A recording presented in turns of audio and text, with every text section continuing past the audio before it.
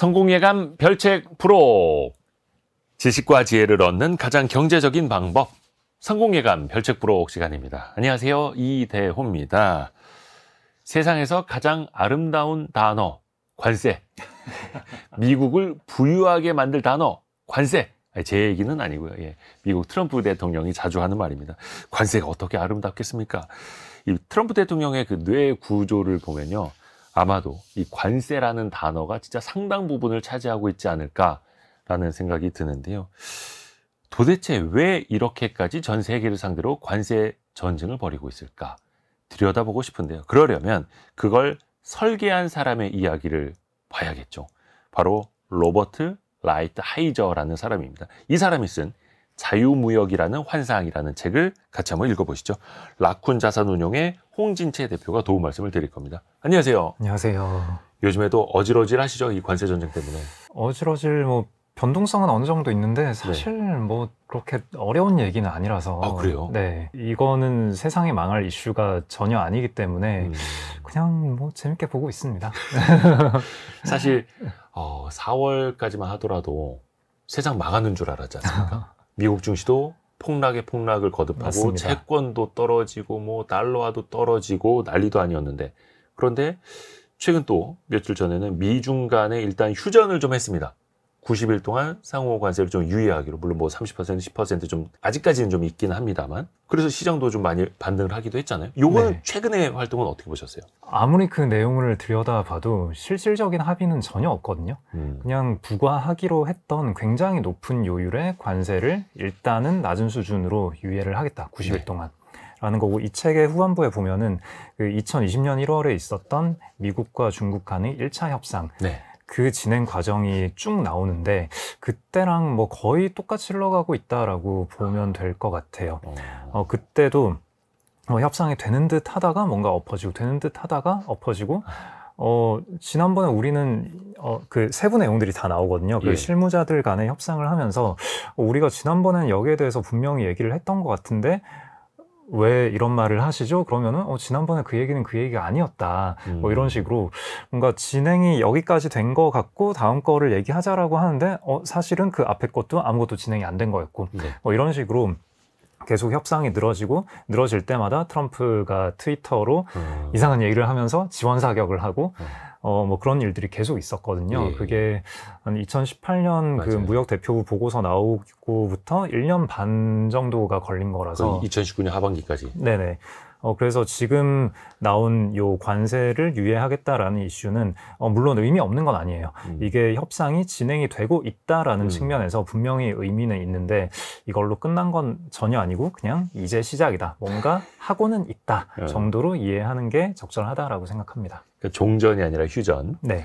그러니까 충돌 일변도로 가는 것도 아니고 완전히 끝난 것도 아니고 90일 동안만 좀 유예를 해놓고 145%인 관세를 30%로, 또 중국이 미국에 매기던 125%를 10% 정도로 일단은 좀 네. 하고는 있습니다. 그 1차 협상 때도 그때도 90일 유예를 여러 번을 하거든요. 그러면서 마지막 날 시간까지 예를 들어 오늘 1시까지 뭔가 합의가 되지 않으면은 관세가 발효가 된다라고 하다가 12시 40분에 합의안에 서명을 한다든가, 아니면 합의하겠다라고 구두 약속하고 서명하는 거는 그 날짜를 넘긴 이후에 서명을 한다든가 그런 식으로 일이 막 진행이 되거든요. 되게 뭔가 어떻게 보면 이제 박진감 넘치는 드라마 같기도 한데, 맞아요. 이게 이제 그냥 손에 땀을 쥐는 게 아니라 우리의 자산이 흔들리니까 또 이것도 참 불안한 일인데요. 자, 자유무역이라는 환상책을 우리가 읽어볼 건데요. 로버트 라이트 하이저. 사실 뉴스에서 한 번쯤은 들어보셨을 것 같습니다. 어떤 사람입니까? 트럼프 1기 행정부 때 USTR이라고 하죠. 미국 무역 대표부. 네, 미국의 무역 정책을 미국의 무역 정책을 수행하는, 협상을 진행하는 그 기관의 대표였던 사람이고요. 우리로 따지면 통상교섭본부장 정도 될까요? 그 정도 그보다 더 되겠죠? 높은가요, 급이? 네, 한국 네. 그 직책 정확한 직책들은 제가 잘 몰라가지고 네, 아무튼 USTR 대표였던 분이고, 그래서 트럼프 1기 때 무역 분쟁이 굉장히 심했잖아요. 그때 그 무역 전쟁의 최선봉에서 지휘했던 사람이다라고 보시면 되고요. 이분이 그 전에 1985년 레이건 행정부 때 플라자비가 있었잖아요. 네네. 그때 플라자비 때도 USTR 부대표를 맡았던 사람이고요. 그리고 요즘에도 우리가 많이 듣는 얘기고 교과서에서도 많이 들었던 얘기지만 그 미국의 슈퍼 301조, 미국이 무역 협상을 함에 있어서 되게 자주 언급되던 그 슈퍼 301조를 무역 협상에 활용하게 해달라라고 그 레이건 행정부 때 요청했던 장본인이 바로 이분이에요. 네, 그래서 트럼프 2기 때도 그 무역 협상의 수장을 맡아달라라고 요청을 받기는 했는데 본인이 거절하고 지금은 조용히 사시는 걸로. 그러니까 지금 트럼프 행정부 무역 정책의 설계자. 그쵸. 설계자이고. 네. 그래서 그 트럼프가 왜 이렇게 관세를 강하게 매기고 왜 다른 나라를 도둑으로 묘사를 하는가, 왜 동맹국을 이렇게 먼저 때리는가에 대해서 이 책에 그 정답이 다 남아 있어요. 키를 쥐고 있는 사람. 네.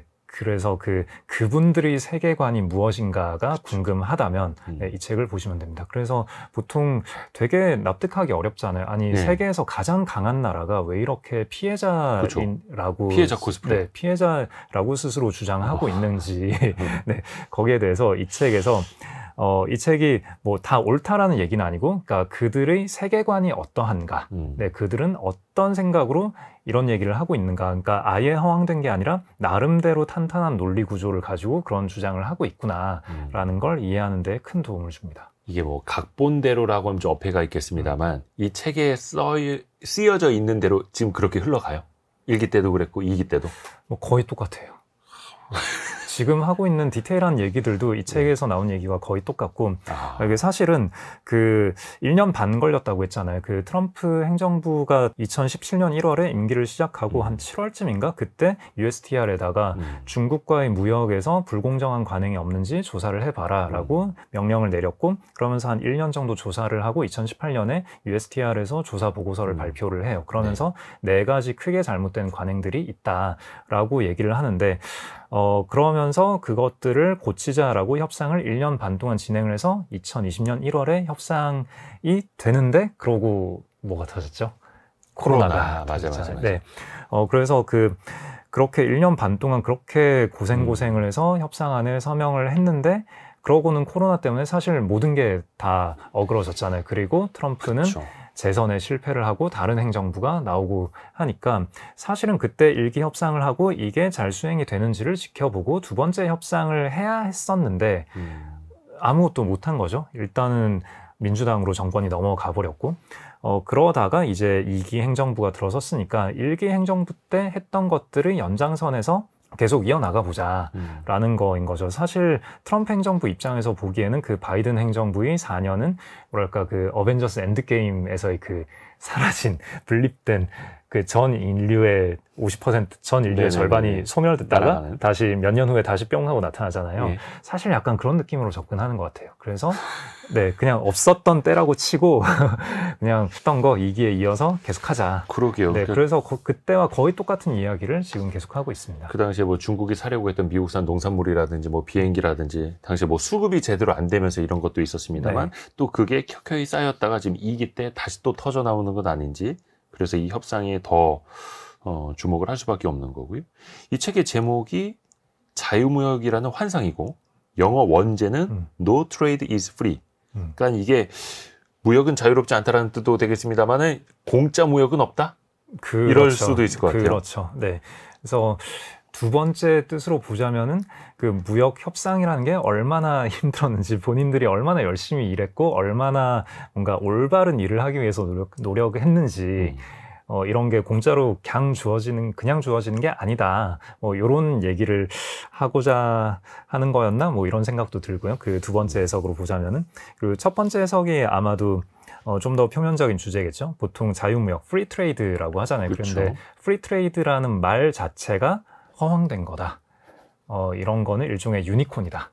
동화 속에서 존재하는 얘기인 거고, 너무 이상적이다. 그렇죠. 그래서 모든 협상에는 각 자국의 이해관계가 반영되게 마련이고, 어디까지 보호하고 어디까지 내줄 걸 내주느냐의 문제이다. 그래서 모든 건 협상이다라는 얘기인 거죠. 근데 그 자유무역, WTO 체제, 미국이 사실은 기틀을 잡고 만든 거 아닙니까? 그렇죠. 거기에다 이제 중국을 끌어들인 것도 미국이었고. 그렇죠. 근데 당시에 분명히 뭔가 긍정적인 효과는 있었을 것 아닙니까? 우리가 또 그거를 이제 그렇죠. 많이 목도해 왔고. 그렇죠. 사실 그 자유무역 체제로부터 가장 큰 수혜를 본 게 미국이었다라고 충분히 얘기할 수 있는데 예. 이제 와서 피해자다. 우리는 우리는 도둑질 당했다. 우리는 피해만 봤다라고 주장하는 게 현재의 세계관인 거죠. 그 미국인들이 이제 미국이 뭐 소비의 국가라고 합니다만 그렇게 소비를 자유롭게 할 수 있는 것도 저렴하게 물건이 공급되고 있으니까 가능했던 거고요. 네. 그러니까 일단은 그 자유무역이라는 맥락은 길게 보면은 1930년대 혹은 더 길게는 1800년대까지 올라가야 되는데 일단 WTO에 집중해서 이야기를 해보자면은 그러니까 미국이 만든 체제 아니냐라고 말씀을 하셨으니까요. 일단 1991년에 냉전이 끝나고 소련이 붕괴가 되고 그 이후에 미국은 그 다음으로 미국의 미션은 뭐냐라는 고민을 던져야 했었고 라이트하이저의 주장은 그 당시에 너무 승리에 도취되었다라고 표현을 하는데 일단은 냉전 시기에 미국이 주도했던 거는 그 소련과 그러니까 공산 국가들과 선을 긋고 자유 국가들 사이에서 거대한 무역 시장을 형성을 하면서 그 무역 시장을 미국이 군사력으로 보호해주고 보호하면서 그 무역 시장 안에서 생산성을 높이고 그래서 높아진 생산성으로 공산 국가들을 일종의 말려 죽였다라고 표현할 수 있겠죠. 그러니까 냉전이 냉전이라고 불리는 이유가 직접적인 전면전을 한 게 아니라 우리가 그들과 관계를 단절한 채로 더 잘 삶으로써 그들을 이기자라는 정책이었고, 결과적으로 그렇게 보여줬고, 그러면 그렇게 소련이 무너진 이후에 뭘 할까? 그러면 과거에 미국은 자국 중심으로 그냥 국제 관계에 신경을 안 쓰고 그냥 우리끼리 잘 살래라고 했던 적이 되게 길었거든요. 그래서 그러면 그 시점에서 미국의 선택지가 다시 예전처럼 고립주의로 돌아갈 것인가, 혹은 세계에서 여전히 어떤 리더십을 행사를 할 것인가, 그 선택지가 있었고 여기서 후자의 선택을 했죠. 그리고 그럴 수 있었던 건 그들 스스로가 자유무역으로부터의 혜택을 너무 많이 받기 맞습니다. 때문에 그러면은 이제 중국을 비롯해서 공산권 국가들도 있고 이제 무너진 공산권 국가들의 싼 인력들, 싸고 똑똑한 인재들이 많잖아요. 그런 인재들을 흡수하고 또 중국의 싸고 똑똑한 인재들을 흡수하고 자유무역의 그 시장을 더 넓히면 크게 두 가지 효과가 있죠.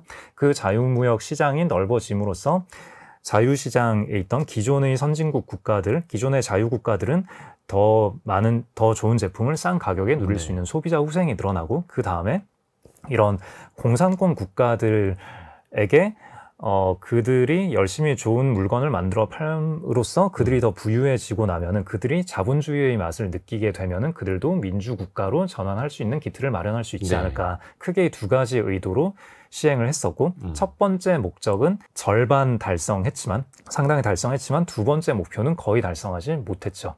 그러면서 그 이후의 문제들이 불거지면서 이제는 좀 우리가 잘못 생각한 거 아닌가라는 생각을 할 때가 된 게 사실 이미 10년이 넘었어요. 그 미중 간의 관계가 그렇게 아름답지 않다라는 거는 2010년대 초반부터 이미 불거졌던 거고, 이걸 해소하기 위해서 두 나라가 다 여러 가지 이야기를 하는데 이게 서로 좀 악의가 안 맞으니까 계속 불협화음이 생기고 그런 중이라고 보면 되겠습니다. 어떻게 보면 이제 중국이 또 빠르게 성장을 하면서, 그리고 공산주의 국가, 이제 공산당 체제를 유지하는 국가들도 자유무역 시장에 뛰어들고, 정치만 공산, 경제는 자유, 뭐 이렇게 또 하이브리드로 하는 또 국가들도 나타나면서 이게 또 상황이 더 복잡해진 것 같습니다.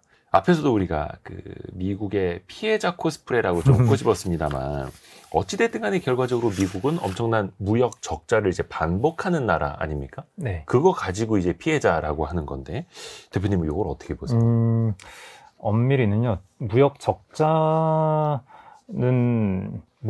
자체는 일종의 현상이라고 볼 수 있고, 그래서 무역 적자로 인해서 어떤 문제가 생기느냐, 사실 미국인들이 부유하고 그래서 다른 노동을 하지 않고 다른 나라로부터 많은 걸 사와서 소비를 누리기만 하면 사실 그게 오히려 더 좋은 거잖아요. 열심히 일 안 하고 부유하게 살 수 있다라는 거니까. 네. 결과적으로 다른 네. 쪽으로 돈은 미국으로 들어오고 있으니. 네, 미국으로 들어오니까 모르는 분들을 위해서 설명을 드리자면 차이메리카 체제라고 하는데 네. 뭐 많은 분들 아시겠지만 물건을 만들어내는 거는 뭐 아시아나 다른 여러 나라 국가들에서 하고 미국은 돈을 주고 그 물건들을 사오는데 그렇게 나간 달러는 다시 자본수지라고 하죠. 미국의 채권을 사거나 아니면 미국의 주식이나 다른 자산을 사는 형태로 다시 미국으로 그 달러가 회수가 되니까 미국으로 또 흘러가죠. 네, 미국은 국채만 계속 찍어내면서 뭐 안 좋게 표현을 하자면은 빚만 계속 늘리면서 계속 소비를 하는데 이게 지속 가능한 거냐라는 식으로 바라볼 수 있겠죠. 당연히 이거는 지속 가능하지 않은 건데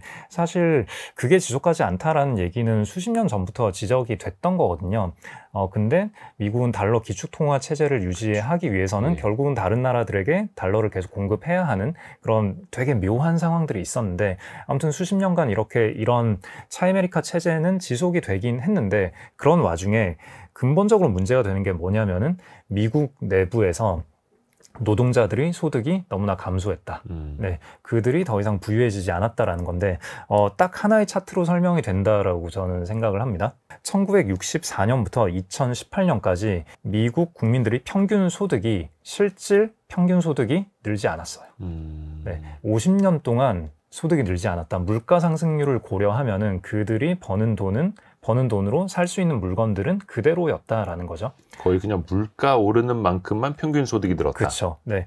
분명히 미국이란 나라 전체는 되게 부유해졌는데 이게 대체 어떻게 된 일이냐를 보면은 일단 첫 번째는 당연히 미국 내부에서 불평등이 심해졌다라고 볼 수 있는 거고요. 더하기 아시아 여러 국가들 아니면 뭐 독일 같은 나라들도 포함해서 제조를 많이 하는 국가들의 노동자들이 돈을 더 많이 번 거죠. 그 나라의 노동자들은 더 부유해지고 미국 노동자들은 더 가난해진 것까지는 아니지만 더 부유해지지 못하고 그들이 소득이 정체되어 있는 동안 아시아 국가들의 국민들만 배를 불려줬다라는 거고요. 그러니까 소위 말해서 지금 트럼프의 표현을 빌리자면은 그들의 일자리를 도둑질 해간 거다라고 볼 수 있는 거죠. 그러니까 일단은 모든 나라는 그 나라 국민들이 소득 원천인 일자리가 풍부하게 나와야 되고 거기에서 열심히 일하고 소득을 창출하는 게 가장 중요한 거잖아요. 네. 근데 그게 그렇게 되지 않고 있다라는 게 주장이고 거기에 더해서 라이트하이저가 하는 얘기는 이게 그 수출을 많이 하는 그 나라들에도 문제가 된다라는 건데 특히나 중국의 경우에 그 나라는 저축을 많이 하기 때문에 뭐랄까 그러니까 그 국가, 중국이란 나라는 부유해졌지만 그 나라의 국민들에게까지 그 부가 다 흘러간 게 아니라 그냥 중국 공산당을 부유하게 만들어주고 공산당의 고위 관료들 일부를 부유하게 만들어주고 중국 국민들은 안 좋은 노동 환경에 노출되어서 안 좋은 환경에서 노동은 더 열심히 하는데 그 노동의 대가로 충분히 행복해지지 못하고 있다. 그러니까 두 나라의 국민들이 모두 손해를 보는 상황이 지금까지의 누적된 자유무역의 결과다라는 게 라이트하이저의 주장이죠. 그래서 이제 미국 입장에서 관세를 올려서라도 그쪽이 봤을 때 불균형함을 좀 고쳐야 된다 이런 주장으로 또 이어가고 있는 거고요. 조금 더 디테일하게 들어가 볼게요. 그래서 일단은 제조업으로 다시 좀 흥해야 한다. 여기에서 첫 번째 포인트는 일자리. 일테고요. 또 소득까지도 또 이어지겠죠. 네. 근데 금융과 사실 서비스업 측면에서 보면은 미국은 최강대국이고, 그렇죠. 없었던 부분 혹은 약해졌던 부분을 보완해야 한다 이런 전략으로요. 그렇죠. 그래서 그 가능할까요, 이게 잘? 좀 말씀을 드리고 싶은데, 그러니까 사실 이런 주장이 굉장히 일단은 미국의 수많은 유권자들에게는 굉장히 어필하는 주장이기는 해요. 2016년 대선 때 그 전에 민주당을 지지하다가 공화당으로 돌아선 주들의 특징을 보면은 미국에서 중국 제조업의 부흥으로 인해서 피해를 본 지역들 지도로 그릴 수 있거든요. 그 지도의 그 지역들과 민주당에서 공화당으로 돌아선 지역들이 거의 일치해요. 그리고 2020년 선거 때 민주당이 이겼지만 2024년 선거 때 다시 공화당으로 돌아선 지역들, 그 공화당을 더 우세하게 지지하는 지역들도 2016년 선거와 거의 유사해요. 중국의 제조업으로 인하여 손해를 본 지역들, 피해를 입은 지역들이 다 공화당을 지지하고 있고, 그러니까 다른 여러 가지 이유도 있겠지만, 아무튼 굉장히 강력한 상관관계를 보이는 요소가 바로 중국과의 경쟁으로 인해서 피해를 입었다라고 스스로 인식하고 있는 국민들이 현재의 공화당 행정부를 지지한다라는 거고요. 그래서 이게 트럼프 대통령이 하는 여러 발언들이 사실 굉장히 기이하고 거칠지만 일단 그런 표현 방식을 걷어내고 하고자 하는 주장의 면면을 살펴보면은 미국 유권자들이 표를 굉장히 잘 의식하고 있는 그들의 마음에 굉장히 와닿는 얘기를 많이 하고 있거든요. 근데 이 책과 함께 읽어보면 굉장히 좋은 책이 스티븐 로치라는 사람이 쓴 우발적 충돌이라는 책이 있어요. 그 두 나라는 사실 이렇게 싸울 이유가 없는데 서로 간에 근본적인 차이가 있어서 생기는 문제들이 있는데 그 문제들을 자기의 근본적인 문제라고 인식하지 않고 남 탓을 한다. 쟤네 때문에 우리가 힘든 거야 라고 서로 남 탓을 하고 있기 때문에 생기는 게 지금의 충돌이다라는 게 이분의 주장인 거거든요. 그러니까 라이트하이저가 얘기한 그동안 소득이 늘지 않았고 제조업 일자리를 저 나라들이 다 훔쳐갔고 등등등 뭐 이런 주장들이 그럴싸하긴 한데 까보면은 지금 미국의 실업률 굉장히 낮잖아요. 그리고 그렇죠. 소득도 굉장히 잘 증가하고 있거든요.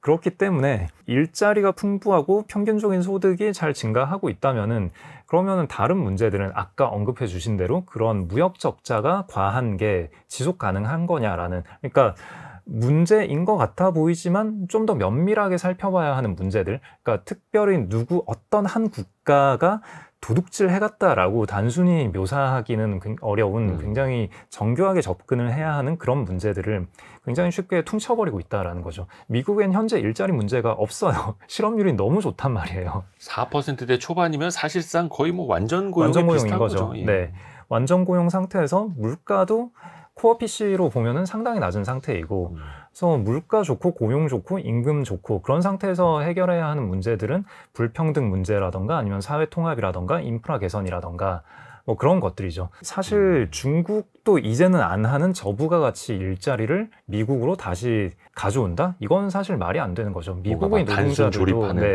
그런 걸 하고 싶어 하지 않을 거고, 그리고 미국이 이렇게 일자리가 좋은 이유는 아까 말씀하신 대로 서비스업은 고용 창출 효과가 훨씬 더 많거든요, 제조업보다. 그래서 미국은 서비스업과 고부가가치를 만들어내는 제조업에 있어서도 설계를 한다던가 아니면 설계하는 소프트웨어를 만든다던가 특허를 판다던가 뭐 이런 식으로 고부가가치 제조업으로 다 옮겨간 상태이기 때문에 제조업이라고 하기에도 애매한 거의 서비스업에 가까운 제조에 분명히 도움이 되긴 하지만 서비스업에 해당하는 그런 쪽으로 넘어가 있는 상태이기 때문에 여기에서 제조업 일자리를 돌려라라고 하는 거는 뭐랄까 실질과는 상당히 어긋나 있는 일부 사실을 반영하고 있긴 하지만 실제로 미국을 위해서 도움이 된다라기보다는 그걸 지지하는 그 유권자들이 표를 얻기 위한 발언이다라고 볼 수 있는 거죠.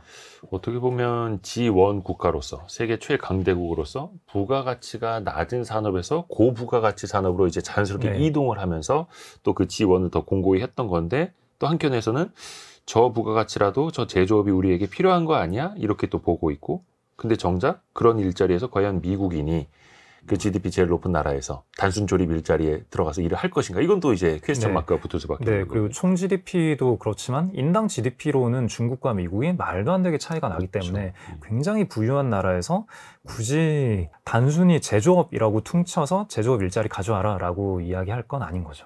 여기서 또 하나 나온 키워드가 이제 중상주의인데, 어떻게 보면 사실 뭐 중상주의 아닌 나라는 사실 거의 없죠. 근데 이제 중국이 그걸로 이제 빠르게 올라오다 보니까 무역 흑자를 또 거두고 있고, 근데 그 과정에서 또 미국이 중국을 공격하는 포인트들이 뭐 인권 문제라든지 노동 착취, 환율 조작이라든지 그 안에서 불공정 무역으로 불공정하게 우리에게 돈을 벌어가고 있다. 이걸 또 끊임없이 지적하지 않습니까? 그래서 애초에 자유무역이라는 게 우리가 교과서에서는 뭐 애덤 스미스의 비교 우위, 절대 우위론부터 시작해서 뭐 리카도의 상대 우위론 등등등 뭐 이런 걸 배우잖아요. 경제학 교과서 보면은 초반부에 그런 게 나오는데, 어떤 나라에서 더 효과적으로 생산할 수 있는 어떤 물건이 있으면은 효과적으로 생산할 수 있는 물건이 있고 비효율적으로 생산할 수 있는 물건들이 다 있을 거잖아요. 그러면은 효과적으로 생산할 수 있는 물건에 우리나라의 자원을 다 쏟고 그 돈으로 그렇게 만들어진 물건으로 다른 나라에서 더 효과적으로 만들 수 있는 물건을 교환을 하면,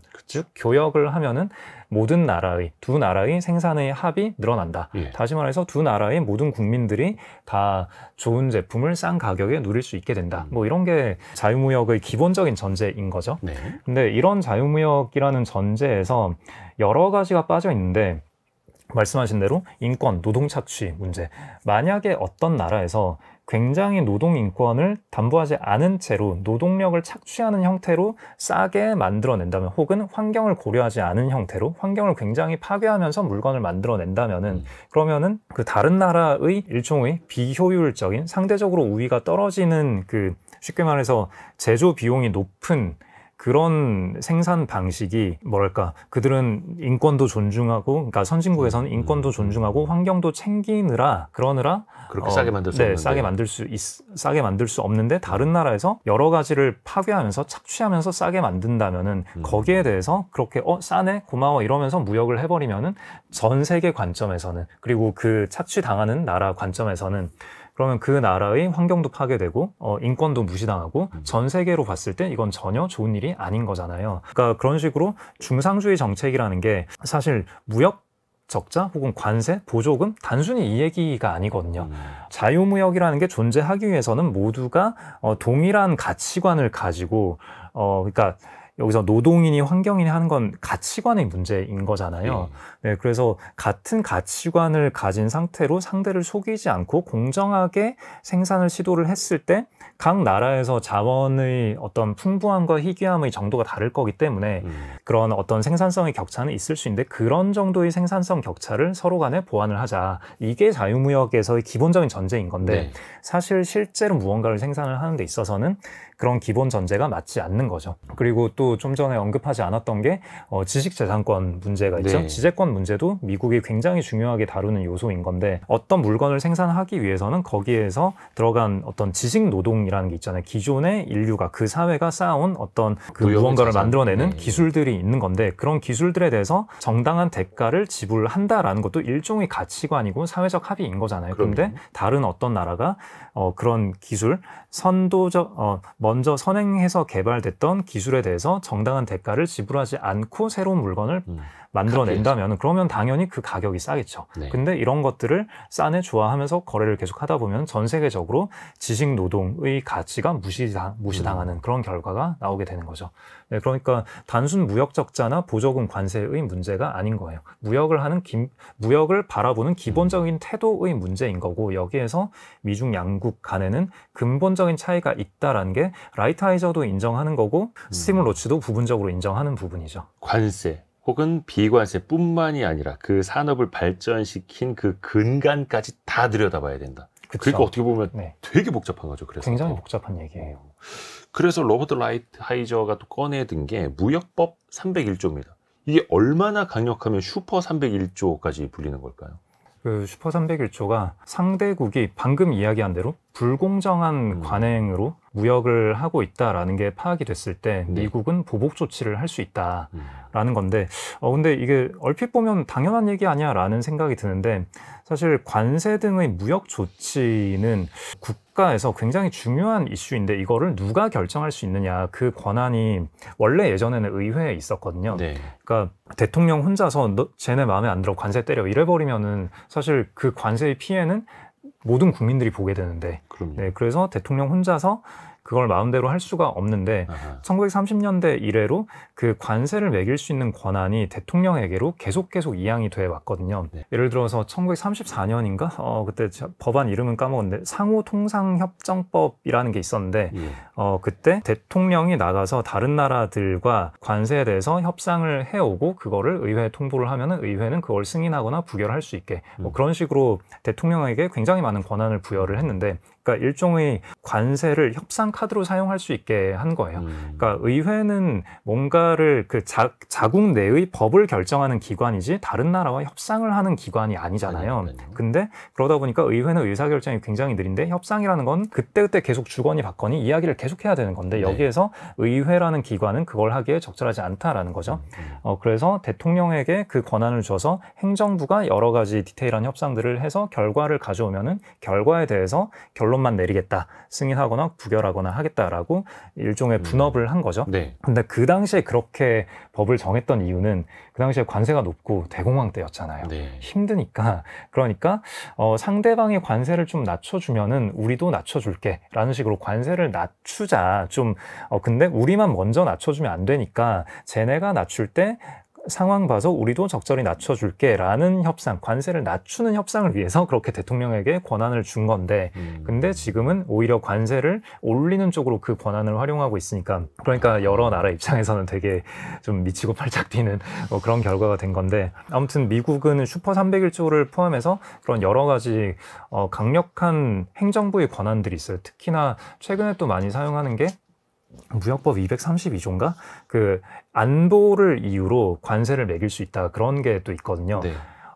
근데 슈퍼 301조도 그렇고, 그러니까 상대국의 불공정한 관행, 그 다음에 좀 전에 말씀드린 그 안보를 이유로 한 조치, 그런 것들이 사실 굉장히 모호하잖아요. 예. 네, 아까 제가 말씀드린 그 중상주의, 불공정 조치라는 것도 되게 광범위하잖아요. 그러니까 쟤네가 불공정한 무역을 하고 있다, 중상주의다, 보호무역을 하고 있다라고 이야기를 할 건덕지가 굉장히 많거든요. 그리고 안보라는 것도 쌀도 사실 안보에 관련된 거고, 석유도 그렇죠. 안보에 관련된 거고, 반도체도 안보에 관련된 거잖아요. 심지어 배도 안보에 그럼요. 관련돼 있다라고 얘기를 네. 할 수 있어요. 그러니까 이게 행정부가 어떤 마음을 먹느냐에 따라서 굉장히 다양한 도구로 활용할 수 있는 거죠. 그래서 로버트 라이트하이저의 별명이 도구상자예요. 툴박스. 네.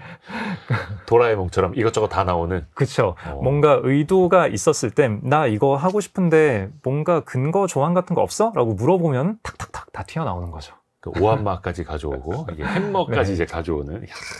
그러니까 트럼프 입장에서 보면 아주 좋은 설계자, 좋은 여러 가지 설계자죠. 도구까지 네. 갖고 있는 설계자. 근데 그런 무역 보복 조치를 할 수 있다라는 것 자체가 이게 또 어떻게 보면 미국이니까 가능한 것이고. 그렇죠. 결국은 미국이 강력하기 때문에, 그렇죠. 강한 나라이기 그러니까요. 때문에 이렇게 휘젓고 다니는 거죠. 그러면 우리가 트럼프 1기 행정부 당시를 좀 복기해 볼 필요가 있을 텐데, 앞에서도 거의 협상까지 1년 반이 걸렸다. 서로 이제 사인 서명하는 데까지 거의 2년이 걸렸더라고요. 그러면 당시에도 중국은 보복을 하긴 했습니다. 맞아요. 그러면 당시에 미국은 별 피해를 안 받느냐? 어땠습니까? 1기 무역 전쟁 당시에는? 그때 관세가 사실 그 서로 간에 얘기만 계속하고 계속 유예를 시켜왔잖아요. 유예를 시키다가 20년 1월에 협상이 타결이 된 거기 때문에 그 전까지 일부 피해들이 있기는 했었는데, 뭐 그것 때문에 뭐 미국이 엄청 경제가 힘들어졌다, 아니면 중국이 굉장히 힘들어졌다, 그런 건 크게 기억나지 않고요. 어떻게 보면 서로 으르렁대기만 그쵸. 했을 뿐 서로 그쵸. 핥히고 맞습니다. 물진 않았다. 네. 그래서 트럼프 행정부, 트럼프 2기 초반부에 주가가 일단 올랐잖아요. 그러니까 2018년에 많이 떨어졌다가 네. 2019년에 미국 많이 올랐죠. 네. 트럼프 행정부의 지지율도 보면 그 당시에 초반에 빠졌다가 후반부에 반등을 하거든요. 보통은 처음에 높았다가 지지율이 꾸준히 떨어지는 게 일반적인 패턴인데, 그쵸. 떨어졌다가 반등을 하는 거는 처음에는 그 트럼프의 그런 과격하고 기이한 발언들에 사람들이 적응을 못 하다가 지나고 나서 보니까 주가도 되게 좋고, 그냥 미국이 더 강해진 것 같은 느낌이 드는 거예요. 그러니까 후반부에 지지율이 반등을 했었고, 그러다가 결국은 원래라면 재선될 가능성이 꽤 높았는데 코로나 당시에 대응을 제대로 못했다라는 인식을 얻었고, 그때 막 무슨 그때 백신은 다 허구고 그쵸, 막 그쵸. 그런 얘기를 대통령이 나서서 하고 있으니까 이건 굉장히 어이가 없잖아요. 그리고 일단은 당장 먹고 살기 힘들어지면 지지율이 떨어지기 때문에 네. 그래서 선거에서 패배를 했고, 그랬다가 다시 이제 바이든 행정부 지나서 다시 당선이 되고, 그때 이제 1기 때의 기억을 되살려 보면은 저분이 말은 험하게 해도 그래도 실제로는 그렇게 나쁘지 않았다, 그런 기억들이 있으니까 일단 주가가 올랐는데, 근데 웬걸 무엇을 상상하든 그걸 뛰어넘는 얘기들이 나오니까 이게 뭐야 이러면서 일단 주가는 빠졌었는데, 그때 트럼프가 했던 얘기가 기다려봐라, 잘 될 거다, 이렇게 얘기를 했잖아요. 그래서 이제 지나고 나서 보니까, 물론 아직 결론이 난 건 전혀 아니고 끝까지 다 가봐야 알지만, 결국은 계속 뭔가 던졌다가 유예했다가 던졌다가 유예했다가 1기 때와 거의 비슷한 행보를 보여주고 있죠. 그러니까 사람들이 트럼프가 쓴 거래의 기술 책이나 로버트 라이트하이저의 자유무역이랑 환상 네. 책 다 읽어봐도 또 막상 또 이상한 이야기 한마디 나오면 또 흔들릴 수밖에 없고 또 세상은 또 그렇게 출렁이고 있는 거고요. 네. 또 하나 우리가 생각을 해봐야 될 게 이제 미중 간의 관세 전쟁 측면에서 확실히 1기 때랑 2기 때랑 중국의 체격, 체질도 좀 많이 달라졌잖아요. 또 이번에는 맞아요. 바로 125%의 관세까지 맞아요. 반격을 하고 히토류 수출 통제도 마치 준비가 된 것처럼 바로 또 시행을 하고. 맞아요. 그러면은 1기 때랑 2기 때랑 또 트럼프 행정부 입장에서 보면 전략이 좀 달라져야 하지 않을까요? 전략이야 당연히 세부적으로 달라질 수 있는데 일단은 중국 입장에서도 되게 자신감을 가지고 이야기를 할 수 있는 게 일단 1기 협상 때의 결과 코로나 터지고 저분들은 사라졌어. 그러니까 공산당 입장에서 미국을 바라봤을 때 그 민주국가와의 협상 이렇게 하는 거구나라는 학습을 얻은 거죠. 4년만 버티면 돼. 막 이런. 네, 4년만 버티면 된다. 근데 이게 이런 식의 태도가 좀 뿌리 깊은 게 헨리 키신저의 외교라는 책을 보면은 네. 그때 소련과 협상을 어떻게 하였는가, 그리고 또 그 당시에 베트남과 협상을 어떻게 하였는가, 뭐 이런 거에서 되게 많은 상세한 이야기들이 나오는데 거기에서 그 공산주의자들의 협상 방식이 기본적으로 자유주의자들의 협상 방식과 좀 많이 달라요. 공산주의자들의 협상, 뭐 이게 어떤 그런 교본이 있는지는 모르겠지만 일단은 나와서 자기 하고 싶은 얘기하고 그 다음에 어떤 모호한 약속을 하고 그 상대방이 원하는 거를 알면서도 모르는 척하고 모호한 얘기를 하고 모호한 합의를 하고 그 모호한 합의라는 게 말은 예쁘지만 큰 의미가 없는 그런 합의 혹은 일단 합의를 하긴 했는데 이게 지켜도 안 지켜도 그만인 합의 혹은 실제로는 안 지켰는데 지켰다라고 우길 수 있는 얘기 뭐 이런 얘기들 검증이 안 되는 거? 그런 얘기들을 하면서 계속 시간 끌고 기본적인 입장은 어차피 너네가 예. 급하니까 급한 사람들이 더 많은 걸 내놓을 거다. 그래서 근데 자유주의자들의 협상 방식은 그렇잖아요. 물론 일단 앵커를 던지긴 하는데 패를 가지고 있고 패를 하나 던져봤을 땐 상대방도 패를 하나 던지고 그러니까 서로 간의 그 어떤 합의점이 이쯤일 거다라고 생각을 하면은 여기서부터 먼저 던지고 하면서 합의점을 찾아 나가는 거잖아요. 네.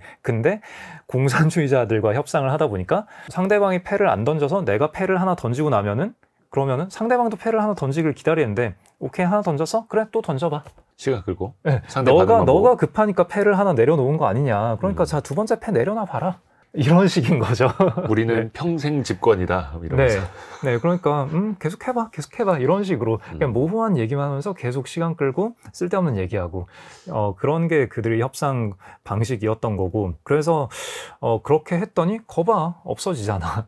어차피 선거에서 져서 다른 행정부가 들어서니까 괜찮아 라는 게 그 트럼프 1기 협상 때의 학습이었을 것 같은데 그래서 중국이 더 유리하다라고 주장하시는 분들도 많은데 네.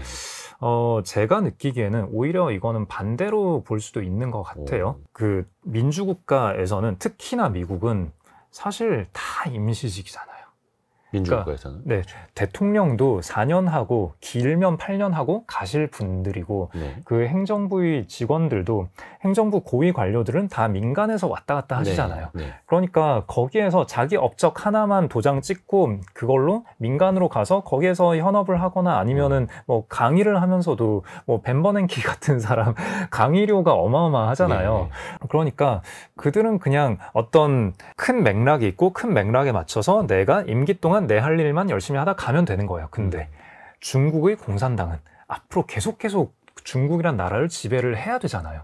그러면 그 중국 공산당과 중국 국민들 간의 굉장히 강력한 사회적인 합의가 존재하는데 천안문 사태 이후로 굉장히 큰 합의는 뭐냐면은 저 자본주의자, 자유주의자, 저 제국주의자들보다 우리가 중국을 더 잘 이끌 수 있다. 저들보다 우리가 너네들을 더 행복하게 만들어줄게. 그러니까 믿고 따라와라.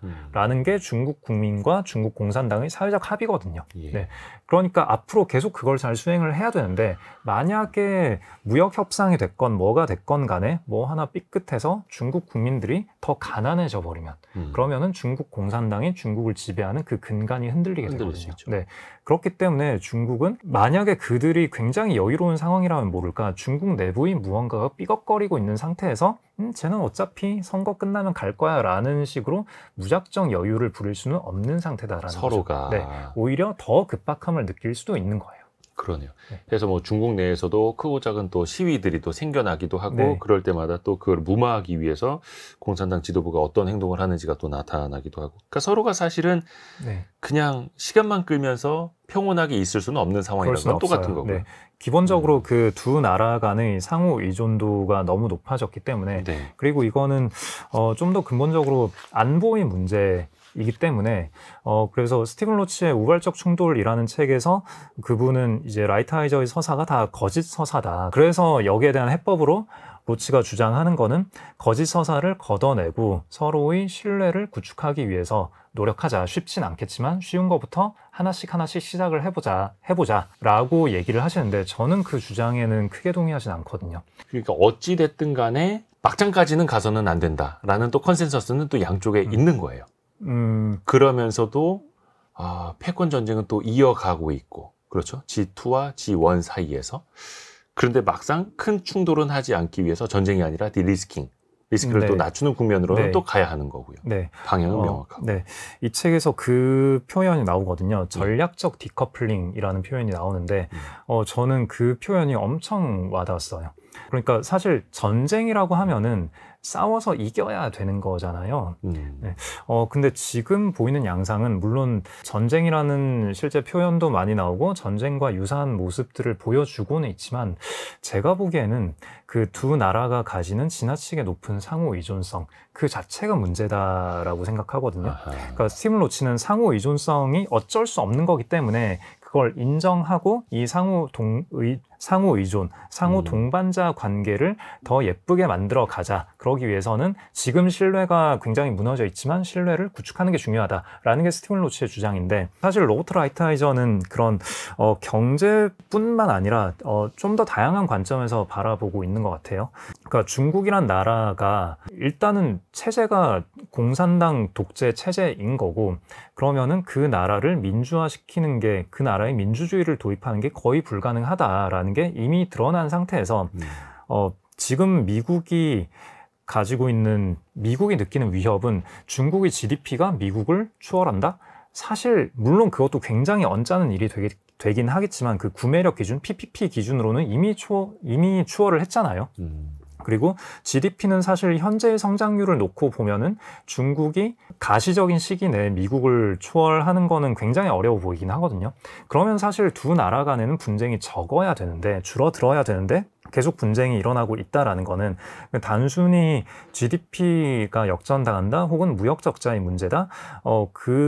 그걸 넘어선 이슈라고 생각하고 여기에서 중요한 게 안보 위협인 거죠. 네. 미국은 어떤 점에서 안보 위협을 느낄 것인가 그리고 현재 미국을 강하게 만드는 요소는 무엇인가.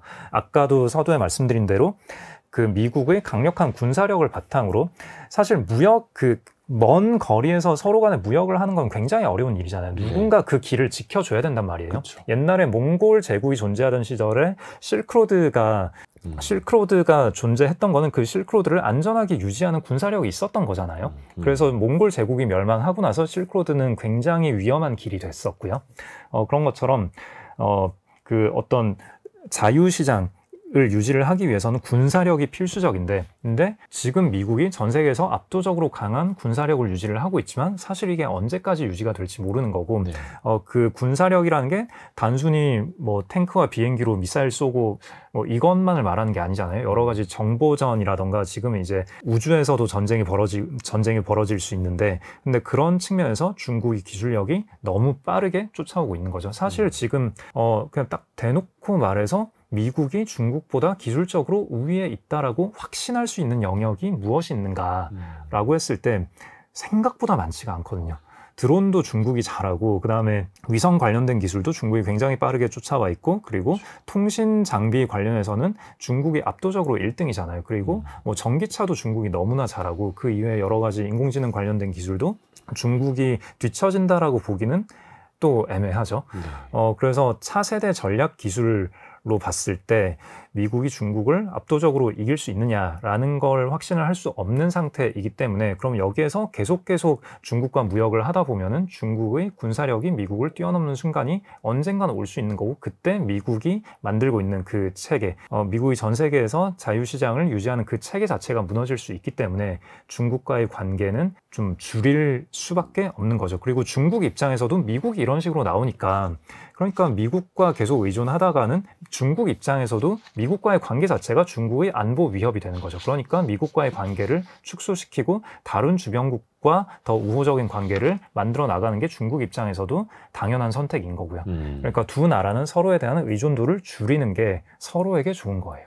중국도 지금 대미 수출 비중이 많이 줄어들고 있다고 맞아요. 하고 곡물 비롯해서 뭐 네. 사료 같은 것도 수입선을 또 다변화하고 있는 거고 맞아요. 브릭스 국가들끼리 또 뭉치려고 네. 하는 거고요. 그래서 이 점을 또 비판하시는 분은 어차피 그게 표면적으로 미중의 직접적인 무역이 줄어든 거지 베트남이나 멕시코 등을 통한 우회 수출이다라고 주장을 하시는데 저는 그래서 뭐라는 생각이 들거든요. 어쨌거나 그런 식으로 다른 나라를 거쳐서 수출을 하게 되면은 사실 선택지가 더 많아지는 거죠. 그럼 그 나라들에서 중국과의 예를 들어서 베트남이든 멕시코든 브라질이든 그 나라들이 중국과의 관계가 만족스럽지 않으면 그 나라에서 대중국 어떤 장벽을 칠 수도 있는 거고요. 네. 그래서 미국과 중국이 직접적으로 교육하는 것보다는 다른 나라를 우회해서 교역을 할 때 두 나라들은 좀 더 좀 편안해지는 거죠. 할 수 있는 게 많아지는 거죠. 그래서 우회 수출이어도 괜찮다라고 저는 생각합니다. 또 우리나라 이야기를 빼놓으면 안 되니까 우리나라도 이야기를 해보겠습니다. 이 책에서도 미국의 중요한 동맹국이지만 경제 관계는 균형을 잃었다 이렇게 대한민국을 직격을 합니다. 언젠간 우리에게도 청구서가 날아올 텐데요. 저는 한국은 의외로 굉장히 대응을 잘하고 있다라고 생각을 하고요. 이번에 4월 2일 그 해방의 날, 리버레이션 데이 끝나고도 미국의 해방의 날 끝나고 나서 한국은 현재 대통령이 없는 상태에서 직무대행만 존재하는 상황에서 전 세계에서 거의 가장 빠르게 그 무역 대표단을 꾸려서 미국에 찾아간 나라거든요.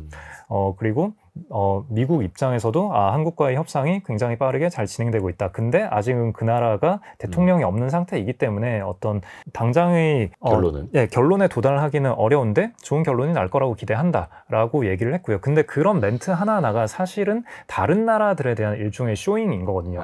우리가 얘기를 했더니 저 나라들 봐라 이렇게 달려와서 내밀지 않느냐, 줄 수 있는 거 주고 받을 수 있는 거 받아가자. 그러니까 우리는 협상을 원한다라는 거고 협상안을 가져와 봐라라는 거예요. 그래서 협상안을 가져온 한국과 우리는 잘 지내고 있다. 너네도 그렇게 해라라고 다른 모든 나라들에게 시그널을 보내는 거고 일본도 그렇게 협상안을 가져왔고 영국과는 협상이 타결이 됐잖아요.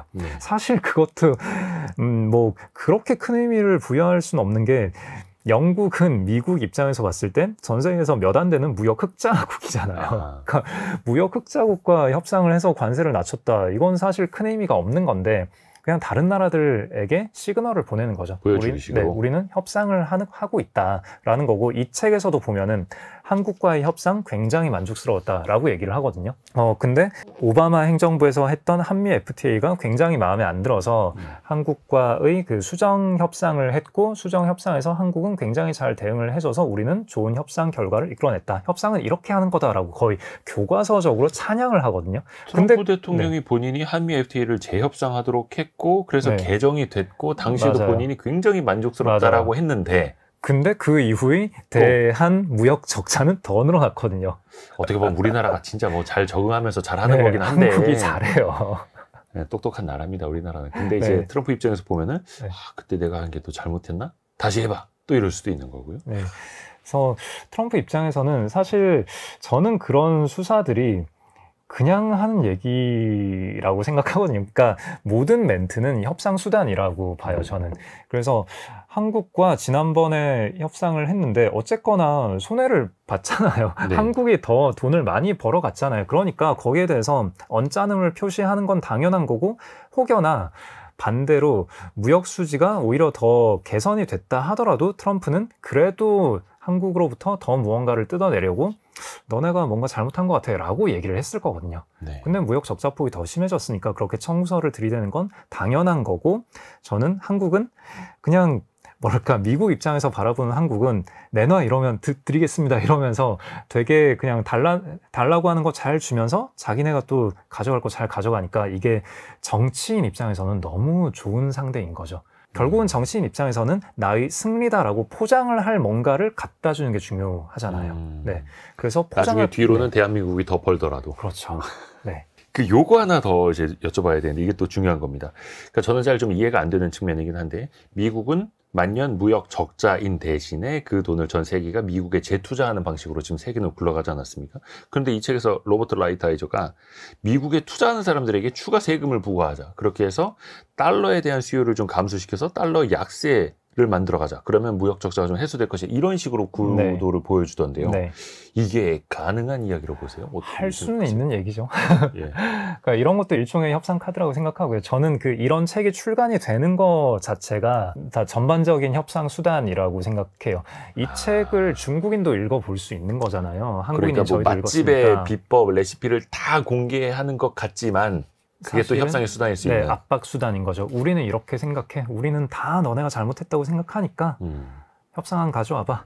라는 거죠. 그러니까 차이메리카 체제는 중국과의 관계를 떠나서도 다른 미국과 비미국의 모든 관계에서 거의 모든 관계에서 다 작동하고 있는 거잖아요. 미국은 소비를 하는 거고 채권을 찍어내는 거고 그 채권을 다른 나라가 받아가는 거고 이게 보는 관점의 차이인데 그러니까 만약에 달러 패권이라는 관점에서 보자면은 여기서 달러 패권이라는 관점은 어떤 의미냐면은 미국은 기축통화 체제로부터 굉장히 많은 초과적인 혜택을 누리고 있고 그래서 달러 기축통화 체제를 유지하기 위해서 무슨 짓이든 할 거다라는 시각이라고 정의를 하겠습니다. 그런 관점에서는 미국은 이런 얘기를 할 수 없는 거죠. 그러면 달러 기축통화 체제를 깨겠다라는 건데 이게 말이나 되는 소리냐? 그건 뭐 세계의 권력을 내려놓는다라는 뜻이랑 그렇죠. 네. 근데 저는 그런 식의 프레임에 별로 동의하지 않거든요. 달러 기축통화 체제는, 그러니까 이건 0과 1의 문제가 아니라 스펙트럼의 문제다라고 생각을 하고 전 세계 무역에서 달러 사용 비율, 그러니까 이걸로 보면 된다라고 생각하는데 그건 이미 줄어들고 있거든요. 그리고 이미 사우디에서 석유 수출을 할 때 뭐 위안화로도 결제할 수 있게 해버렸잖아요. 네. 그러니까 정말 미국이 달러 기축통화 패권으로부터 추가적인 이 혜택을 누리고 있고 그걸 놓지 않기 위해서 무슨 짓은 할 거다라고 하면은 이미 사우디에 미사일을 쐈죠. 근데 그러지 않잖아요. 그냥 잘 굴러가고 있거든요. 그래서 그리고 지금 미국이 이야기하는 제조업 일자리를 유치하겠다라고 했을 때 이런 식으로 해버리면은 그러면은 미국으로 자본 유입이 덜 되기 때문에 달러 약세로 가잖아요. 달러 약세로 가면은 제조업 수출 경쟁력이 높아지는 거잖아요. 그러니까 이건 말이 되는 얘기거든요. 말이 되는 얘기지만 실제로 시행하지 않겠죠. 그러니까 미국의 정치권에서 굉장히 묘한 하나의 파트가 뭐냐면은 달러 약세를 원하면서도 달러 약세를 원한다고 대놓고 말할 수 없어요. 그러니까 타국 통화 강세를 항상 얘기하죠. 근데 이미 플라자비에서 봤듯이 타국 통화 강세, 엔화 강세와 그다음에 그 독일의 마르크와 강세로 보내고 났을 때 미국이 더 좋아지지 않았거든요. 힘들어졌단 말이에요. 그래서 몇 년 지나서 바로 역플라자비를 해버리고 그러니까 마음에 안 드는 무역 적자국 몇 개 때린다고 될 일이 아닌 거고 그래서 만약에 미국이 정말 이런 식으로 자본이득세를 부과를 한다면 사실 그것도 어차피 미국 자국민도 고소득자는 자본이득세를 부과하잖아요. 그렇기 때문에 다른 나라 국가들이라고 해서 다른 나라 국민들이라고 해서 뭐 굳이 부과하지 않을 이유까지는 없는 거고 더 높일 수 있는 거고 그런 게 현재 미국의 그 달러 약세로 보내고 싶다는 기조에 그러니까 제조 부흥 기조에 부합하지 않는 일은 아니에요. 네. 그렇지만 그게 미국의 취향은 아니니까 실현 가능성은 상당히 낮다라고 생각하고요. 어쨌거나 그 자본 소득을 낼 수 있어야 미국으로 자본과 인재가 계속 유입이 되고 그래서 미국이 그렇죠. 강해지는 거고 그러니까 미국을 강하게 만드는 근간이기 때문에 그 정책을 시행하기는 어렵다. 그러나 좋은 협상 카드다라고 생각합니다. 한 3년여 동안 또 그거를 계속해서 우리는 지켜보게 되겠죠. 오늘 저희가 자유무역이라는 환상이라는 책을 읽고 있는데요. 이 책을 관통한 핵심 구절 마지막 하나를 좀 직접 읽어주시겠습니까? 개별 공무원이 선의를 가지고 행동하더라도 더 많은 권력을 쥐고 있는 것은 마쿠의 강경파다. 마쿠의 강경파. 네, 로버트 라이트하이저가 1기 미중 협상 때 굉장히 당황을 많이 했었거든요. 아하. 우리가 여기까지는 합의를 했던 것 같은데 다음날 같은 사람이 혹은 다른 사람이 나와서 그거 그 얘기 아니야 라고 딴 얘기를 하더라라는 거예요. 다른 사람이 나와서 딴 얘기하는 것까지는 이해하겠는데 같은 사람이 나와서 딴 얘기를 하고 있다. 이건 도대체 뭐냐. 해서 처음에는 굉장히 당황을 했다가 나중에 지나고 나니까 아 이제 알겠다라고 하면서 얘기를 한 게 이건데, 그러니까 실무진들이 아무리 뭔가 열심히 합의를 하려고 하더라도 끝나고 집에 가서 보스한테 얘기를 했더니 뭐 이런 협상을 하고 왔어. 다시 한마디 해버리면 그냥 끝나고 다시 와서 아 그때 그게 아니다. 근데 이거를 내가 권한이 별로 없는 사람이다라고 말을 할 수는 없잖아요. 그렇죠, 나가서. 네, 협상 자리에 나오는 사람은 권한이 있는 사람이어야 하니까. 그럼. 그러니까 괜히 그냥 다른 핑계 대면서 그때는 너가 잘못 이해한 거다. 내 말 뜻은 그게 아니었다. 이런 식으로 얘기를 하는 거죠. 네. 거의 뭐 부부싸움 하듯이. 그래서 현재 미국과 중국 사이에 90일 유예가 되고 시장에서는 환호를 하였으나 앞으로도 계속 이해하기 어려운 일들이 많이 벌어질 거예요. 안심할 수는 없는 상황인 거고요.